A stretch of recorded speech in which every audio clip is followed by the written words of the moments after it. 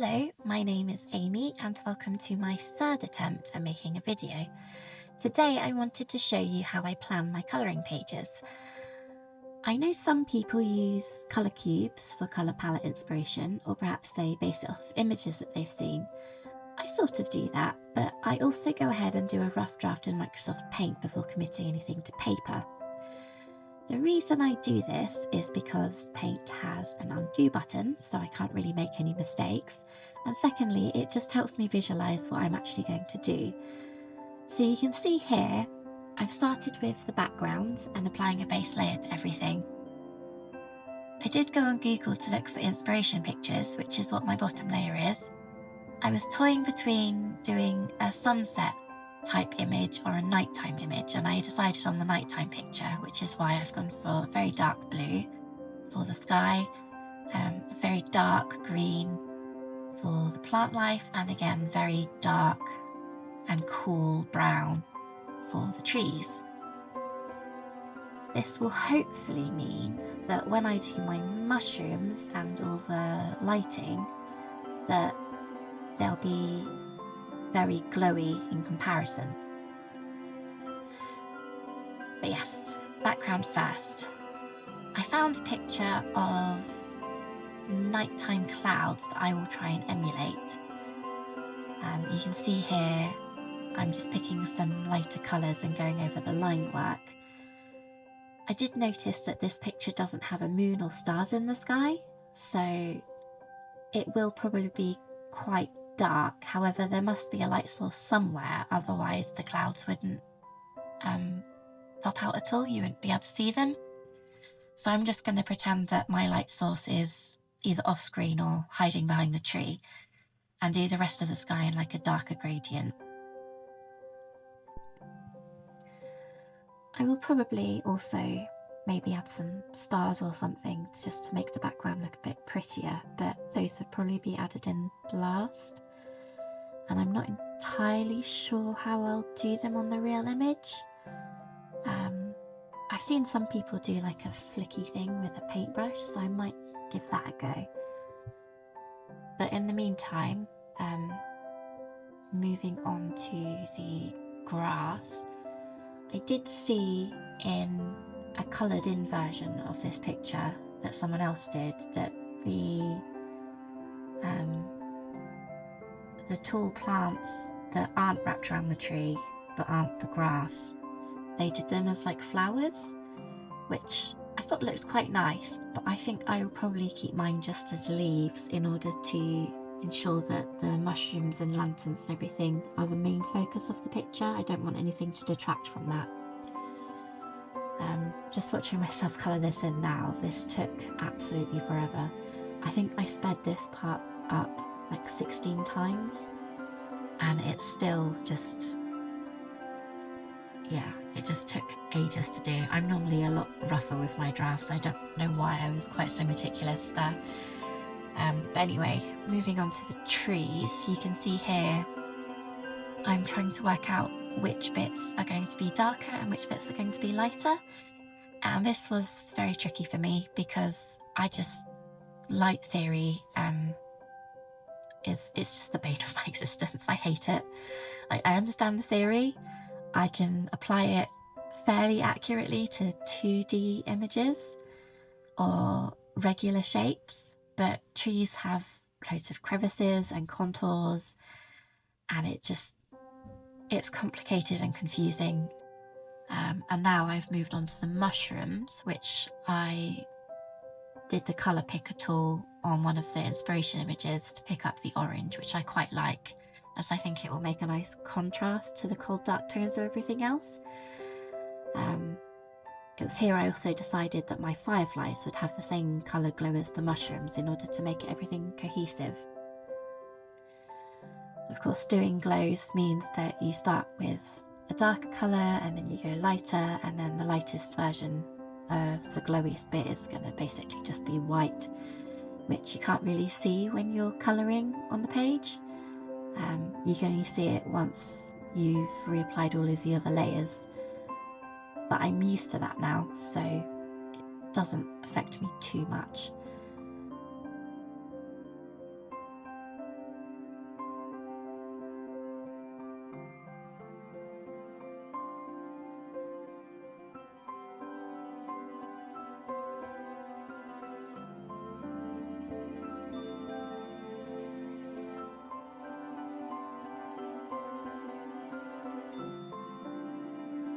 moving on to the mushroom gnome. That's what I call the little guy. I don't know if he's actually a gnome or if he's just like an old man with a mushroom on his head. But yeah, I mean, he's cute, isn't he? I started colouring him with darker versions of my mushroom colours, so the orange translated to like a warm dark brown, and then the yellow I turned into like a dark greyish colour. But I was looking at it and I was just like, I don't think this is going to look very good. So I had another quick look at my inspiration pictures, and I did see that the gnome picture that I'd picked out actually had like a green outfit. I mean, you can see here I'm still colouring in the grey. Yeah, there we go. So you can see in the middle there's just this tiny little picture of like a dwarf or a gnome, and he's wearing green, and I was like, maybe mine should wear green as well. So I switched to green. I'm not really sure why I didn't just undo what I'd done or delete it or whatever, but I ended up colouring over what I'd done instead, which is fine. I mean, like I said, it's a rough plan to work out what I'm going to do on the real image, so it doesn't matter. Something that I have noticed looking back on it though is that the colour I ended up picking for his skirt is very similar to the colour I picked for the path. So when I am choosing my colours, I probably need to be mindful of that and maybe go for something a little bit different, unless I actually want him to blend into the path, which I don't think I do.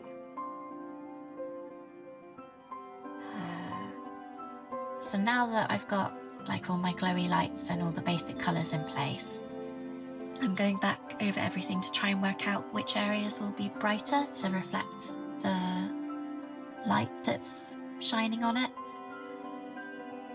I started off by just doing like lighter versions of the colours of each object, but when I got to the trees I was finding this quite difficult, so I switched tactics and I changed to doing a yellow, which looks absolutely ridiculous, but it does make it more obvious as to which bits will need to be highlighted when I refer back to this image when I'm doing it on the physical version, which is the whole point. So it doesn't matter that it looks silly, I just kind of have to like mentally ignore the fact that it's yellow. Or maybe I could actually do the glowy features in yellow, I haven't decided yet. Now at this point I remembered I hadn't actually done the fireflies yet. So here I am just colouring them in quickly in black. I'm not really sure how visible that they would be considering the lights. Like surely that would make it difficult to see their features. So I coloured them in black because I figured they're not really going to have much in the way of detail on them. Their wings though would probably reflect or capture the light in some aspects. So the wings probably do need to be coloured in like a lighter colour. But again, I don't think they would be detailed because the light would be, like if you look at an image and you look at a bright light, everything around it looks that much darker in comparison. I'm really not good at describing this sort of thing. You can tell I'm not a professional. I struggle with light sources, and I struggle even more with talking about light sources, but I'm doing my best. But yeah, here you have my final draft version. So this is what I plan to do with my mushroom gnome page in Fantasy Forest Mythographic by Fabiana Attanasio. Bear in mind, I am not a professional artist. I don't have any professional tools. This is literally just Microsoft Paint, which admittedly is fancier than when I was a kid. Like you can do layers and stuff now with it, which is amazing. You couldn't do that when I was a child. In all, this took me just over an hour. I think it was like an hour and 13 minutes to do, which might sound like a lot, but to me it's an hour that I won't have to spend later on umming and erring about which colour goes where. So this is a method I've been doing for a while now. You may have seen some of my pictures on Instagram, but if not, coming up next is a few examples, starting with the most recent first. Examples of me using this planning method and then translating it to the real image. So yeah, so first up we've got my most recent image, which is my Honeypot page.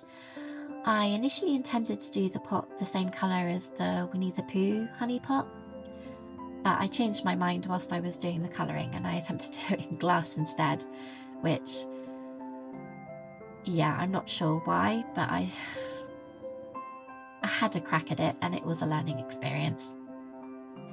So next up is my watermelon panda page. I found this really beautiful soft gradient on Google that I wanted for my background, but when it came to the real picture, I ended up using much stronger colours, which then translated the other elements on the page as well. You can also see that one of my bamboo stalks is covered with greens, and that version I went for on my real picture, so I still ended up making some further adjustments, such as making the bamboo leaves match the watermelon a bit more.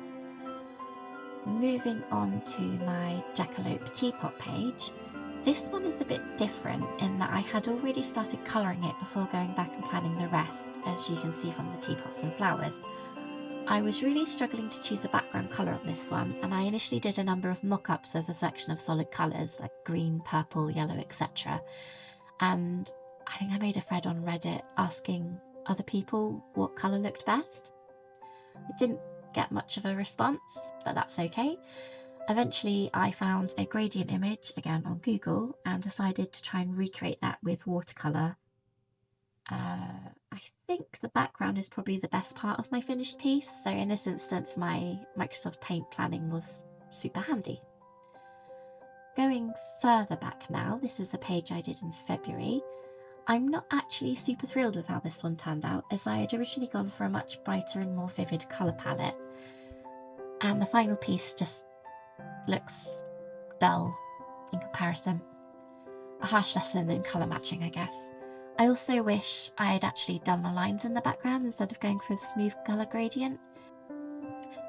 My Splendid Toadfish. This is another one where I really struggled to figure out the background colour. At one point I had like 4 little pop art versions of 4 mini toadfishes with different colour background in each square. I settled on the blue in the end because, I mean, it's a fish underwater. Just made the most sense. And I tried to focus on making it glowy, which kind of worked, maybe? I used a technique on the physical version of my toadfish that I'm not a big fan of and probably won't repeat. It was essentially using like my Artex acrylic marker to kind of like dab on a scale like pattern over the top of the colouring that I already did, which did actually match my design. But yeah, I probably won't do that again because the scales just look far too big and yeah, not a fan. This one is horrific. Okay, the robin itself is adorable and I'm really pleased with how that turned out. I tried various new things with this. In fact, it was one of my first time using the Artex acrylic markers. But I wish I had spent more time figuring out what to do with the background on paint. I left it so plain and basic, and it basically told me nothing about what I was going to do on the real image. And so I ended up winging it, and it became a complete mess, and I went over it again and did something different, and I didn't like that either, so I went over it again, and it got redone multiple times. And I guess that is why acrylic markers are very useful, because they do actually just go over each other. But yeah, it was a complete disaster, and this is why ever since this picture I have been a lot more meticulous with my planning before I commit anything to paper. So this last one that I wanted to show was done back last December. For this one, it was part of a challenge where the colour palette had already been given. It was a colour palette of the Let It Snow Christmas film poster, I think.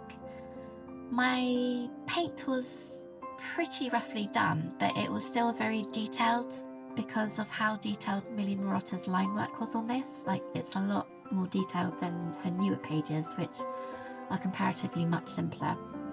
Anyway, I stuck to my design pretty closely. The real version was bluer though compared to the very dark teal that I did on the design, but I think that helped make it pop more. This is a page that I'm actually quite proud of, and I don't think I'd have done it like this if I hadn't planned it out first. I have a few other pages that I've done with this planning method, but I'm not going to share them all. Instead, this last image is a plan for the page that I'm in the middle of doing. If you've seen my work in progress of this page, then you know that I've already deviated from the dragon's colours. But for me, the focus was once again on the background and trying to work out which bits would be light and which bits would be dark, and if I needed to add any further details. I looked at so many pictures of caves and I still couldn't really figure out what it was I wanted to do, so I was having a play for ages in paint. And I decided I was going to stick to the colours of the rocks that I'm using in the foreground, but create like jagged edges of rocks in the background to kind of give the illusion of depth.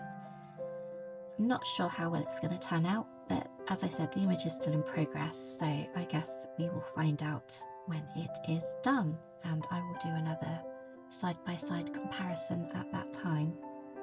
Anyway, that is all from me for now, so thank you if you have stuck through to the end.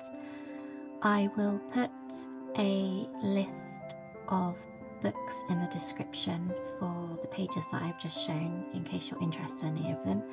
They are pretty much just Mythographics and mini Marottas. Anyway, thank you for watching, and I will hopefully see you again on video attempt number 4.